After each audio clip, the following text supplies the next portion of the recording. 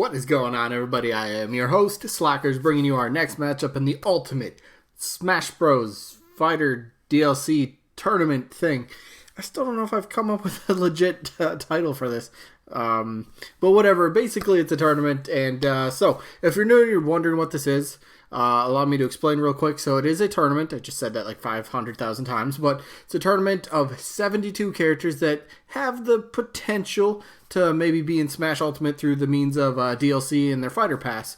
So, what is this tournament about? Basically, each day on my channel, I upload, except for Sundays, each day on the channel, I will upload one matchup from the tournament, and then we vote for one of the two characters that are in the matchup for the day. So, how do you vote? Simply, you type the name of the character that you'd rather see as a DLC character in Smash Ultimate down in the comments. Pretty simple. That's how it goes.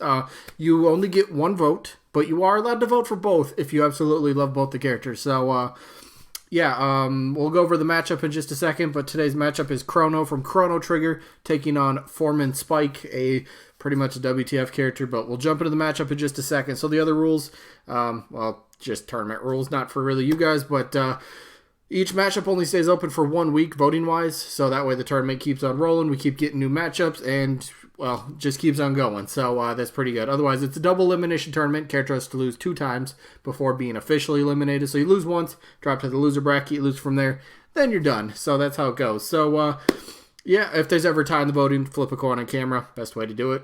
That's how we break the ties. So, yeah, with that being said, let's go over the results from last week, which was game number 8. If I'm not mistaken, yeah, should be Ashley taking on Amaterasu, and I was very interested to see how this one would play out, because I believe Ashley was the first assist trophy that we talked about in the tournament, taking on Amaterasu, a quadrupedal sort of character, 4-legged sort of animal. How would they play?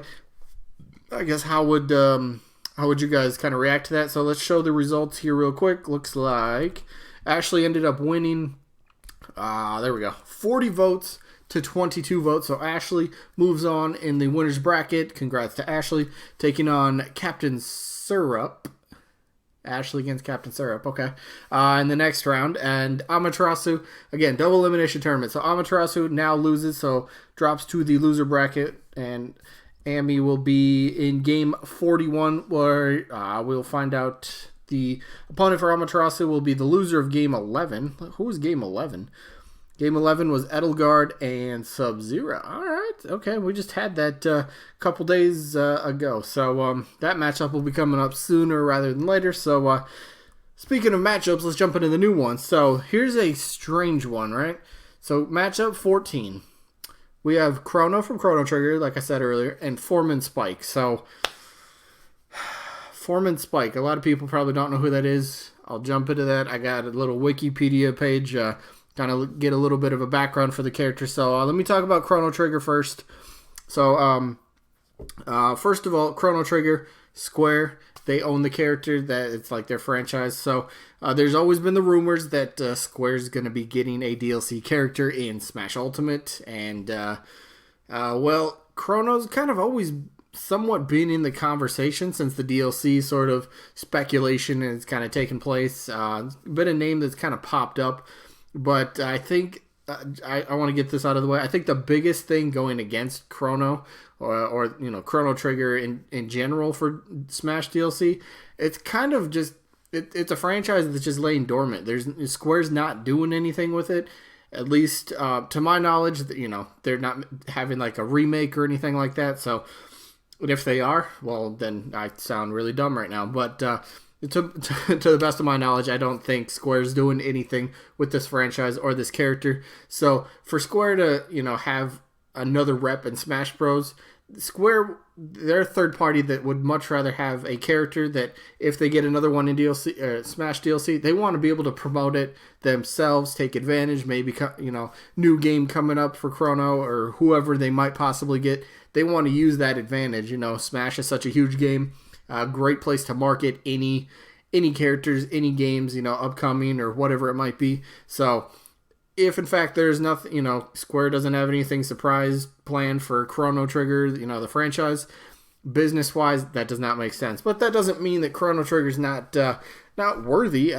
Definitely one of the best games ever made. A lot of people, especially, well, people back then, Super Nintendo era, that played the game, even, I guess, maybe even later generations that played the game, still say that it is one of the best games they've played to date. It is a RPG game. It's very sound, fundamental, awesome, all-around great game. I believe, great storytelling, great characters, great gameplay, all that stuff is, rolled into one. Something that you would want in an RPG sort of game. So, the one thing that I always talk about when Chrono Trigger is the way the game was kind of structured is kind of like one of the first games to actually, because when you look down at the map, you can the player runs across. You know how in early games you'd run into a battle, you might get like a little fuzzy cutscene and then go into the battle. Well, for Chrono Trigger and RPG games, you actually got to fight the enemies right there on the open map, which was so different and actually really awesome in my opinion. Just you get to see the enemies on screen and you get to run up to them in an RPG. That was just kind of like, wow, that like ahead of its time. That's just added to the specialty. But Chrono, the game, yeah, Super Nintendo, there you go. But the character, RPG, sword user, all that sort of stuff. Some people are going to say, it looks too much like an anime character. We don't need any of those, da-da-da-da, whatever. If you don't want to vote for the character simply because of that, I ain't going to stop you. You vote for whoever you want, or don't vote for who you want. Voting is your choice. You vote for who you want. But to me, and I guess maybe a lot of older gamers, this character, this franchise is really, really special and very, just an awesome thing. I kind of hope that Square does actually maybe reboot, maybe remaster the game, current gen graphics and all that sort of stuff. That'd be freaking awesome. That would be an instant buy in my book. So, yeah, and maybe, I don't know. Again, to the best of my knowledge, I don't think Square's doing anything with this. So, I don't know. It's a big sticking point. I don't believe that Nintendo would go for some, older character, even if it has really good history, an older character, especially third party and especially DLC. I don't believe Nintendo's focused on the past unless there's something that's coming out in the very near future that will be on a Nintendo platform. I think that's kind of how Nintendo's viewing the DLC this time around, but just my opinion. So, I still think he's an awesome character. I do. But let me move on to his opponent. Very oddball in this tournament. We never talked about Foreman Spike before. So, who's Foreman Spike? Basically, kind of a Mario. If you could maybe kind of call him a Mario character in a way. Yeah, so he's from the game Wrecking Crew. I believe there's, two of them, right? Yeah, Wrecking Crew and Wrecking Crew 98. So, Foreman Spike. So here's a little bit of a background. I'm not going to read the whole thing, but he's an angry foreman at a construction site where Mario and Luigi worked. I believe he tried to, rather than help them, he would continue to try to hinder, Mario and Luigi from doing their jobs properly so he could try to, rake in the benefits of the job, get all the rewards and the money and all that sort of stuff. So he's the villain of the game. But something interesting, and he's, okay, let's, where do I want to take this? I got like 3 different thoughts in my head right now. So, one thing is that he has been in, or referenced in quite a few Mario games. So let me start there, actually. So, let's go, just other appearances. How about this? So, okay, so other appearances and references. This is what I was looking for. So, yeah, so in the Japanese Smash Bros. Dojo, Mario's brown third player costume. I didn't know this. This is actually a cool fact. It's third player costume for Supers in Smash Bros. Series. It was based on Spike's actual, appearance in the game. And where is this? This thing. Do I have a picture of this? Can I click on that?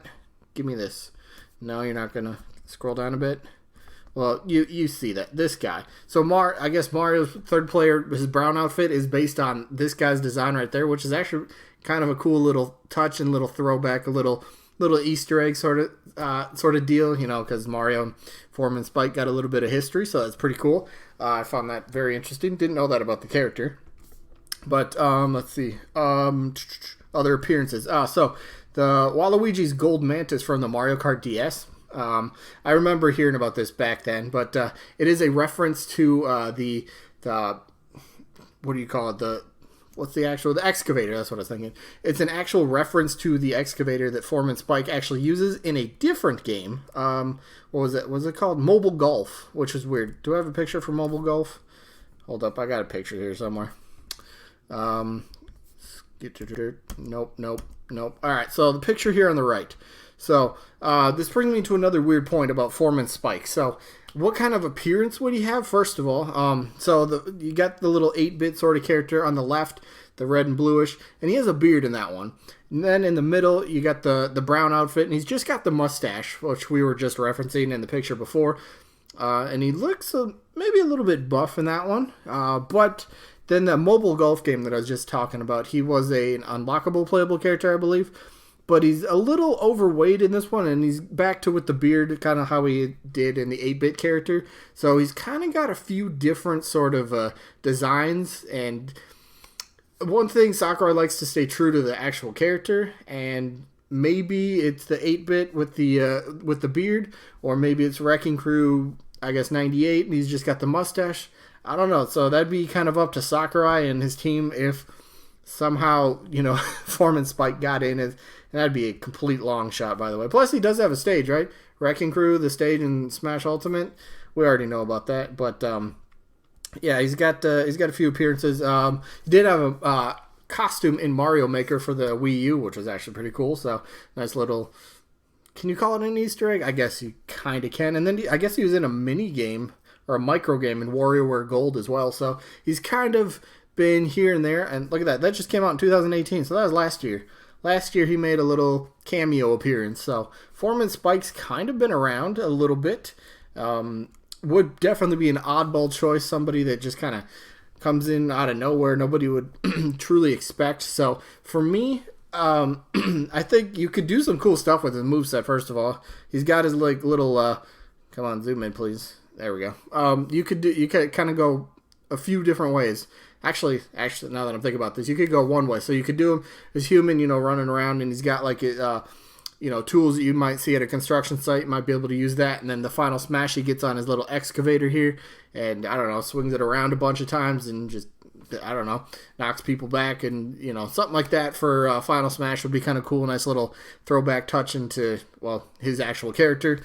But I don't know, he's just such an oddball. Like, I just don't see Nintendo doing this personally in this matchup.